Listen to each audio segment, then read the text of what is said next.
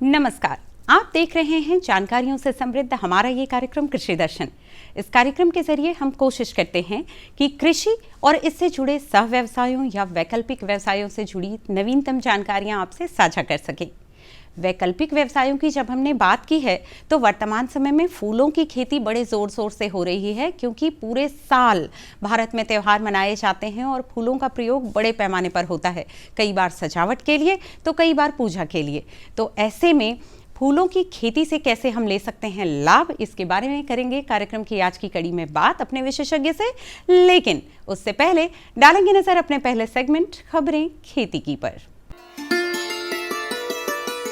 नमस्कार, खबरें खेती की में स्वागत है आपका। खबरों में आगे बढ़ने से पहले सबसे पहले नजर मुख्य कृषि समाचारों पर। जल संरक्षण प्रबंधन की योजना चला रही है सरकार। दुधारू पशुओं का गर्मी के मौसम में खास ध्यान रखे पशुपालक। और किसानों के लिए बेहद उपयोगी रोटरी मल्चर मशीन। अब खबरें विस्तार से। राज्य सरकार जल संरक्षण प्रबंधन के लिए विभिन्न योजनाओं को चलाकर किसानों को लाभ पहुंचा रही है। इसके लिए पक्का चेक डैम, तालाब, कुआं और साथ में पौधारोपण का कार्यक्रम चलाया जा रहा है। सरकार की संचालित योजनाओं का मुख्य उद्देश्य भूमि और जल संरक्षण का लाभ किसानों तक खेतों में पानी पहुंचाने का है।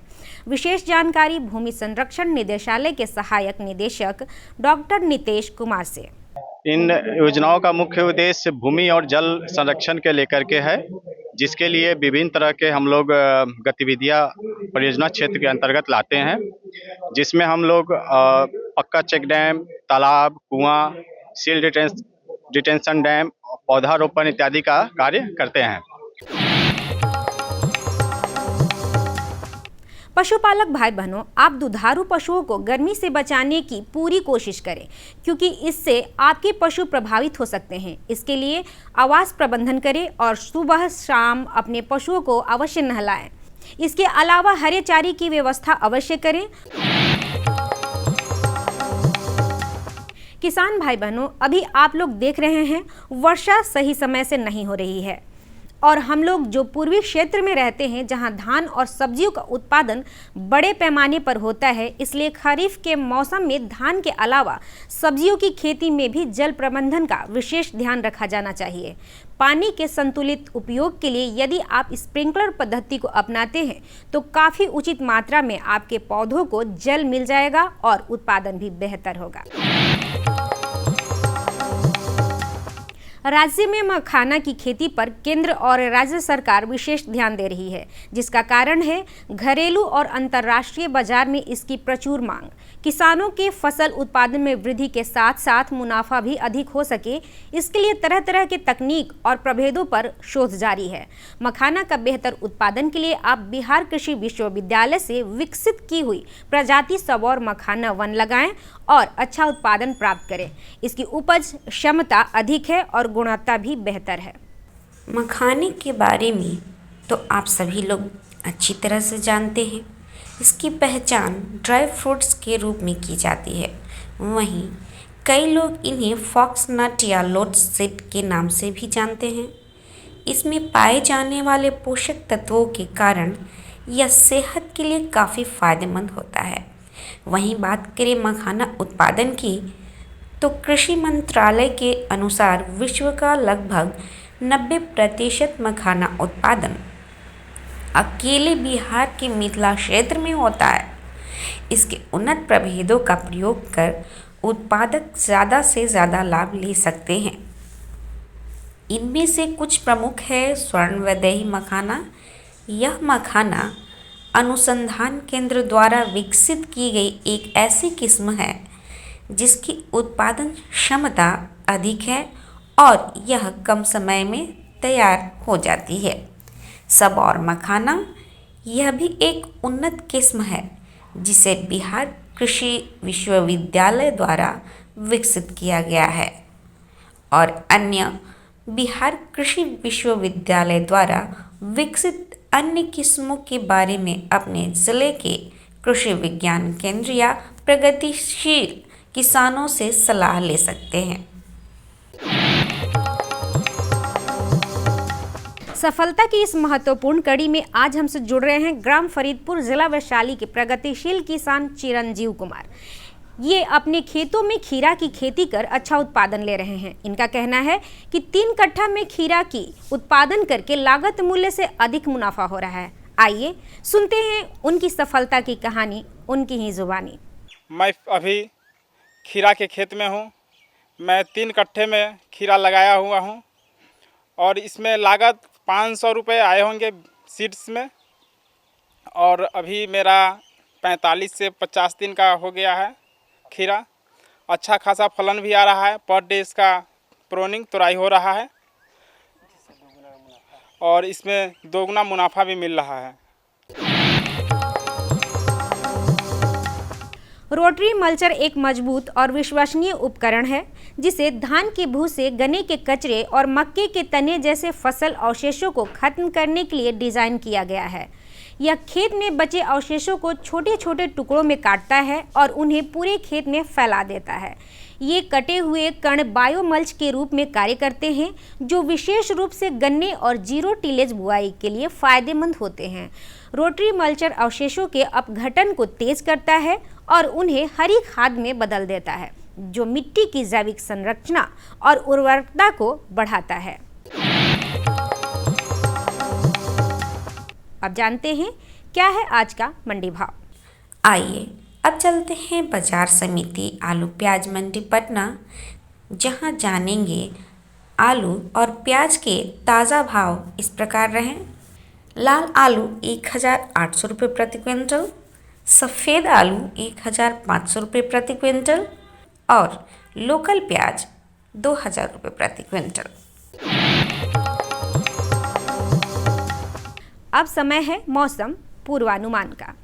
मौसम विभाग के अनुसार कल राजधानी पटना का अधिकतम तापमान 36 डिग्री सेल्सियस एवं न्यूनतम तापमान 30 डिग्री सेल्सियस रहने की संभावना है।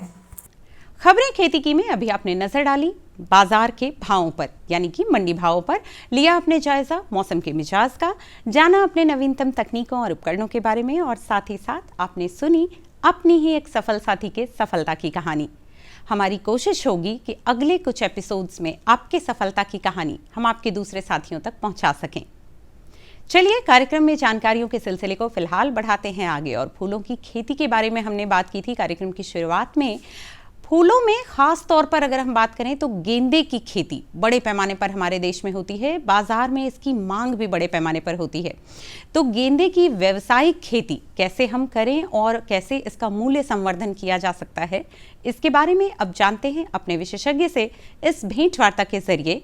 और आज जिस खास शख्सियत को हम आपसे रूबरू कराने जा रहे हैं वो है डॉक्टर परवीन फातिमा, जो कि असिस्टेंट प्रोफेसर सह वैज्ञानिक हैं नालंदा उद्यान महाविद्यालय में नूरसराय में। किसान बंधुओं नमस्कार। हमारे अधिकांश किसान 2 तरह के फसलों का उत्पादन करते हैं, पहला रबी और दूसरा खरीफ। किसान साथियों, इन दोनों तरह के फसलों के अलावा एक तरह का और जो फसल है उसका आप उत्पादन कर सकते हैं, वो है फूलों की खेती। तो जब आप फूलों की खेती करने को तैयार हैं, इस ओर कदम बढ़ा रहे हैं, तो आपको ये जानने की ज़रूरत है कि इसके लिए जो ज़रूरी किस्में हैं, इसका बीज कहाँ से मिलेगा, खेत की तैयारी कैसी करनी है, किस तरह के मिट्टियों में इसका आपको उत्पादन करना है। इन तमाम तरह के सवालों के जवाब जो हैं वो हम आज के कार्यक्रम में तलाशने का प्रयास करेंगे। तो हमारे सवाल और जवाब को करने के लिए आज हमारे साथ हैं नालंदा उद्यान महाविद्यालय की assistant professor doctor Parveen Fatima. तो हमारे साथ हैं डॉक्टर परवीन फातिमा। मैम, बहुत बहुत स्वागत है आज के कृषि दर्शन कार्यक्रम में आपका। और इस सवाल के साथ मैं कार्यक्रम की शुरुआत कर रहा हूं कि चूँकि बहुत कम किसान हैं वो फूलों की खेती कर रहे हैं, तो चूँकि उनको आपके माध्यम से और आप सबसे बेहतर तरीके से उन्हें जागरूक कर सकती हैं, तो क्यों हमारे किसानों को फूलों की खेती की ओर कदम बढ़ाना चाहिए? हम रबी और खरीफ की फसल जैसे धान, गेहूँ, मक्का, दलहनी फसलों, इस सब पे ज़्यादा फोकस होता है। लेकिन कहीं ना कहीं हमारे देश को, हमारे बिहार को पुष्प उत्पादन में आगे बढ़ने की सख्त ज़रूरत है। क्योंकि जब हम फूलों की बात करते हैं तो इसमें मेन फूल हमारा है। हम आज बात करने जा रहे हैं गेंदे की फूल की वैज्ञानिक खेती कैसे करें। तो इसमें क्वेश्चन से पता चल रहा है कि वैज्ञानिक खेती से क्या मतलब है कि इसमें हम किसान बंधुओं को गेंदे की खेती करने के लिए जो वैज्ञानिकों द्वारा नई नई तकनीकी आ रही है आजकल, उसके द्वारा डेवलप की गई नई नई प्रजातियां हैं, प्रभेद हैं, उनका इस्तेमाल करके कैसे हम वैज्ञानिक खेती कर सकते हैं। तो एक और सवाल उठता है कि पारंपरिक खेती और वैज्ञानिक खेती में क्या डिफरेंस है। तो पारंपरिक खेती में क्या होता है, हम किसान भाई जाते हैं, कहीं से भी जाकर सीड ले आते हैं हमारा, और उसको हम ग्रो करते हैं, लेकिन उसमें जितनी हमको लागत लगती है उतने हमारी आमदनी नहीं हो पाती है। तो इसके लिए हमारा मेन फोकस होना चाहिए, हम जो भी बीज यूज़ कर रहे हैं उसमें हम उसको लगाएं और उसकी पैदावार ज़्यादा हो, जिससे हमारे किसान भाइयों को, हम सबको आय का एक अच्छा स्रोत मिल सके।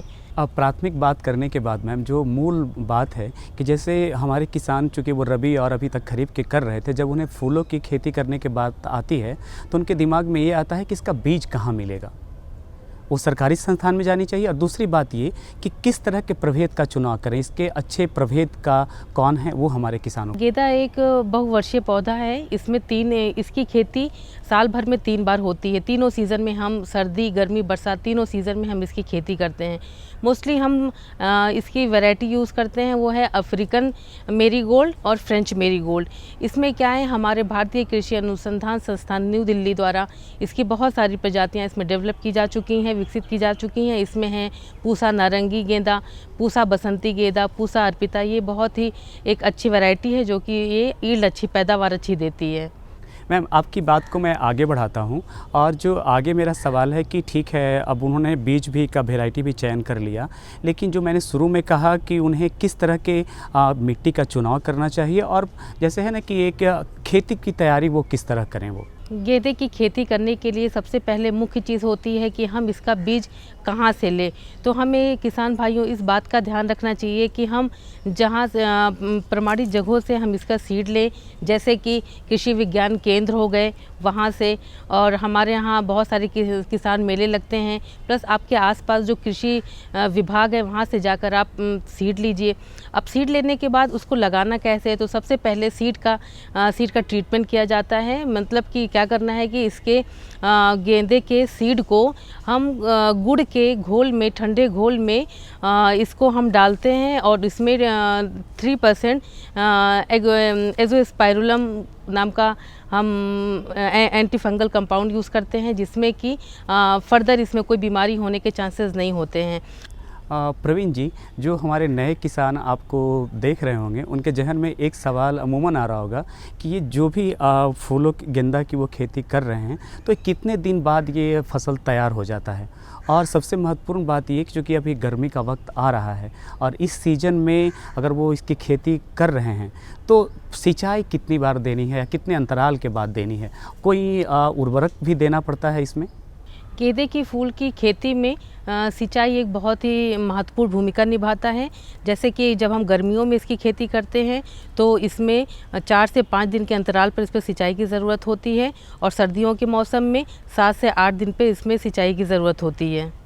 प्रवीण जी, जो किसान का पूरा मेहनत लग गया है, जब अंत वक्त जब आता है हार्वेस्टिंग का, तो मैं आपसे ये जानना चाहूँगा कि जब वो अपने फूलों का हार्वेस्टिंग कर रहे हैं उस वक्त उन्हें क्या ध्यान देनी चाहिए।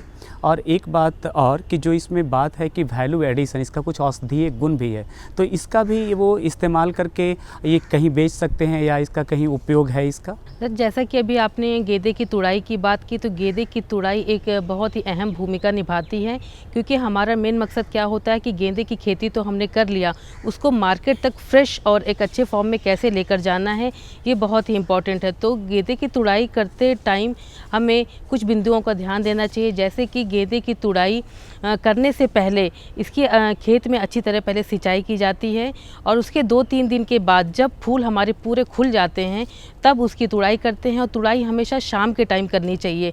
डॉक्टर प्रवीण जी, एक कार्यक्रम का हमारा आखिरी समय है, आप क्या हमारे किसानों को संदेश देना चाहेंगे इस गेंदे के खेती के बारे में।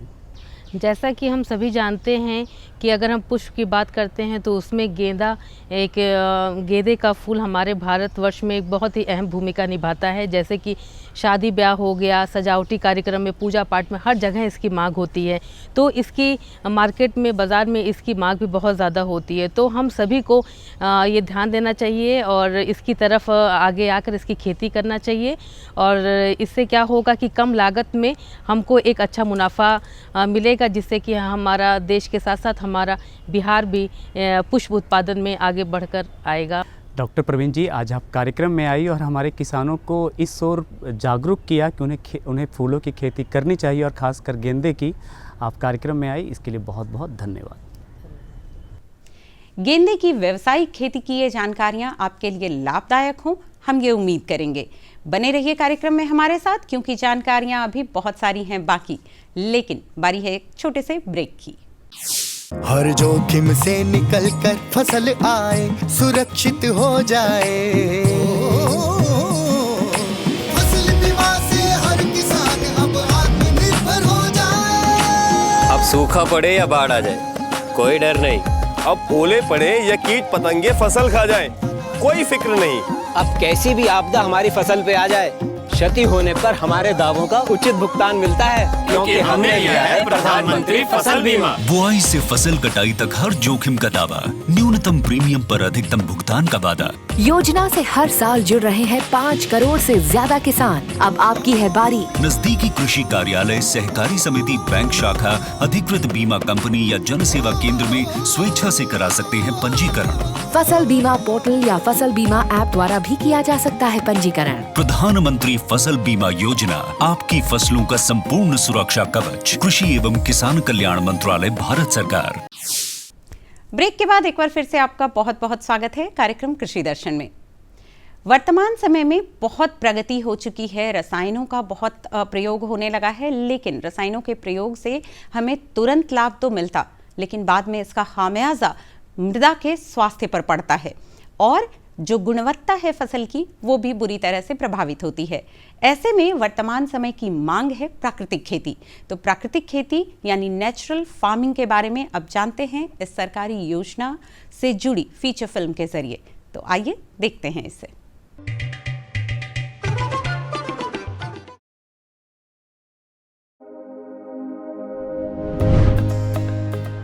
हमारे यशस्वी प्रधानमंत्री श्री नरेंद्र मोदी जी के दूरदर्शी नेतृत्व में प्राकृतिक खेती को जन आंदोलन बनाना है। मिट्टी की उर्वरक शक्ति और फसल उत्पादन बढ़ाने, शुद्ध खान पान एवं किसानों की आय बढ़ाने के लिए प्रधानमंत्री श्री नरेंद्र मोदी जी ने प्राकृतिक खेती करने का आह्वान किया है।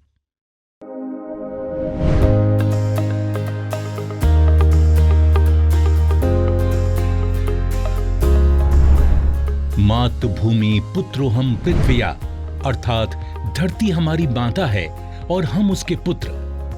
माता और पुत्र के इस रिश्ते को सदियों से सींचती आई है हमारी प्राकृतिक कृषि या देसी गौ आधारित कृषि।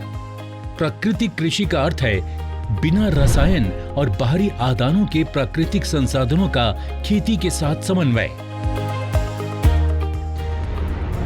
प्रयोगों से पता चला है कि 10 किलोग्राम गोबर के साथ गौमूत्र, गुड़ एवं 2 दाले का आटा या बेसन आदि मिलाकर उसका प्रयोग किया जाए तो चमत्कारिक परिणाम मिलता है,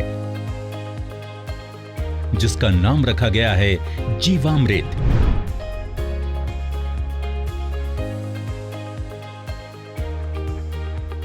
प्राकृतिक कृषि प्रक्रिया में धरती का अमृत जीवामृत। आइए हम जानते हैं कि जीवामृत का निर्माण कैसे होता है। जीवामृत निर्माण के लिए जरूरी सामग्री: 10 किलोग्राम देसी गाय का गोबर, 8 से 10 लीटर देसी गाय का मूत्र, 1.5 से 2 किलोग्राम गुड़, 1.5 से 2 किलोग्राम बेसन, 180 लीटर पानी और मुट्ठी भर पेड़ के नीचे की मिट्टी। आसानी से उपलब्ध इन सामग्रियों से जीवामृत बनाने की विधि भी इतनी सरल है कि कोई भी किसान इसे अपने आप बना सकता है। इन सामग्रियों में से गुड़, बेसन एवं गोबर को पानी या तो गौमूत्र का उपयोग करके लिक्विड जैसा बना सकते हैं। अब इन सामग्रियों को एक ड्रम में डालकर उसे लकड़ी के एक डंडे से घोलना है।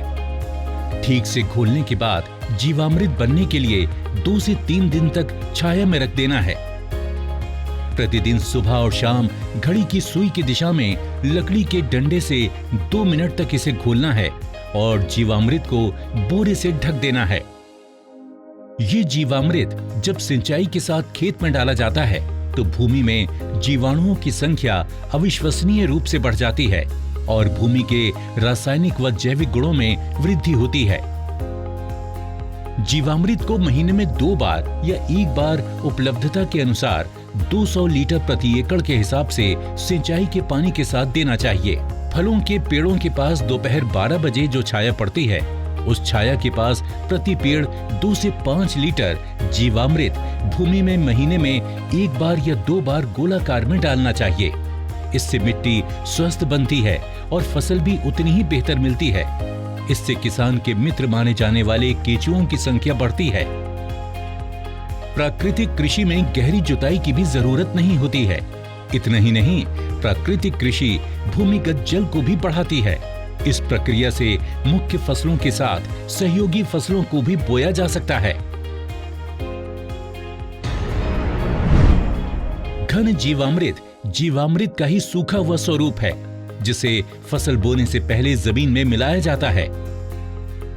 धूप में सुखाए गए 200 किलोग्राम गोबर में ताजा बना 20 लीटर जीवामृत मिलाकर 2 दिन छाया में रखते हैं। इसे एक बार फिर से धूप में सुखाकर तथा डंडे से पीसकर महीन बना दिया जाता है। यही घन जीवामृत है जिसे 1 एकड़ के लिए प्रयोग कर सकते हैं। बीजामृत प्राकृतिक खेती का एक आवश्यक आदान बीजामृत है। बीजामृत जहां बीज को बीज जनित रोगों से बचाता है, तो वहीं इसकी अंकुरण क्षमता को अद्भुत रूप से बढ़ाता है। देसी गाय के 5 किलोग्राम गोबर, 5 लीटर गौमूत्र, 50 ग्राम बुझा हुआ चूना और थोड़ी सी मिट्टी को 20 लीटर पानी में मिलाकर बीजामृत बनाया जाता है।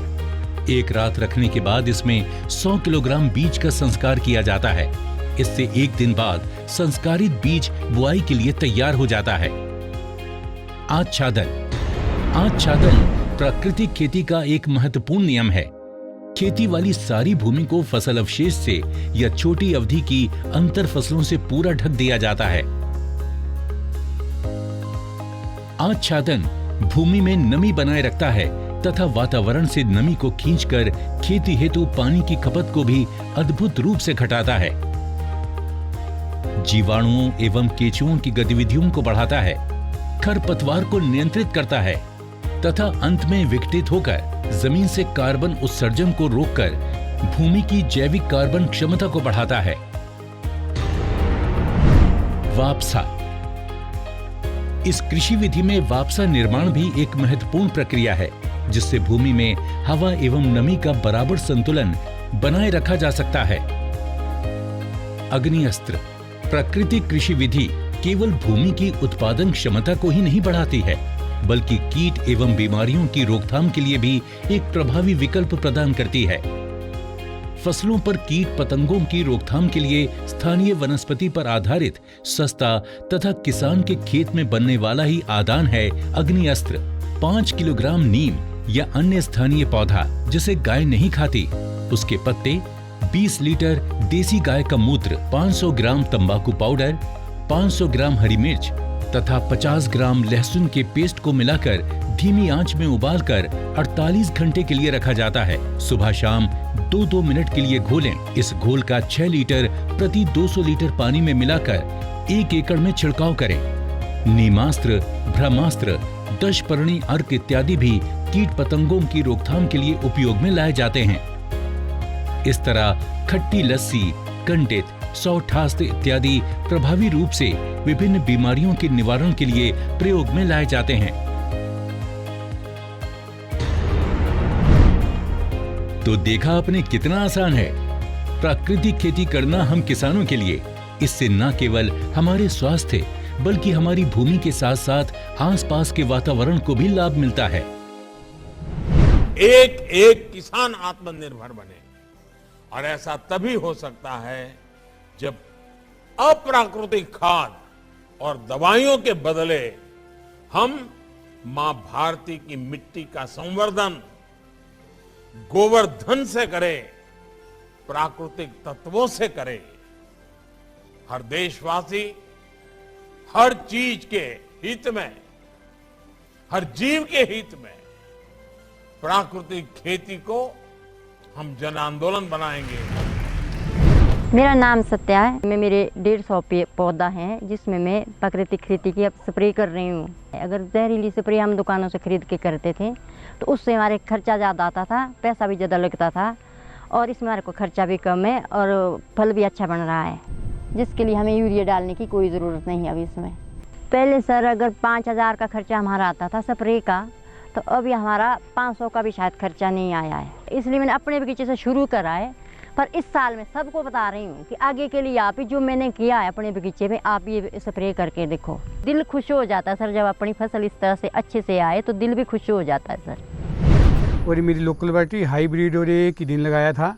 अब हाइब्रिड में अभी तो कुछ भी नहीं, इसके सिमटन बालियों को, ये जो मेरा लोकल है इसको देखो कितनी अच्छी ढंग से बालियाँ, ये बिल्कुल भरपूर इसमें ये छिट्टा इसका पड़ा हुआ है। इस फसल में मैंने जब भी इसमें बीज लगाया था तो बीजामृत से मैंने ट्रीट किया था बीज को।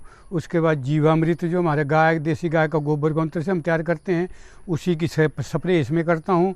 21 दिन के बाद पहली स्प्रे, 35 दिन के बाद दूसरी स्प्रे और 2 महीने के बाद तीसरी स्प्रे। बाकी स्प्रे करने की कोई ज़रूरत नहीं है।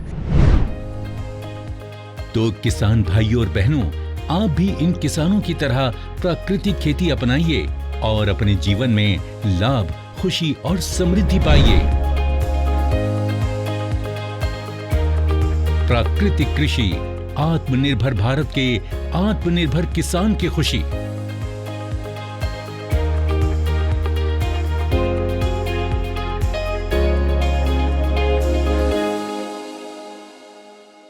हम उम्मीद करेंगे कि ये सारी ही जानकारियां आपके लिए लाभदायक साबित हों, क्योंकि आपकी सफलता ही हमारी सफलता है। हमारा उद्देश्य तभी सफल होगा जब आप सफलता की राह पर आगे बढ़ सकेंगे। कार्यक्रम में बने रहिए, मिलते रहिए इसी समय इसी चैनल पर। होगी आपसे फिर मुलाकात कुछ नई जानकारियों, नए विषयों और नए विशेषज्ञों के साथ। तब तक के लिए रखिए अपना और अपनों का ख्याल, और फिलहाल दीजिए इजाजत। नमस्कार।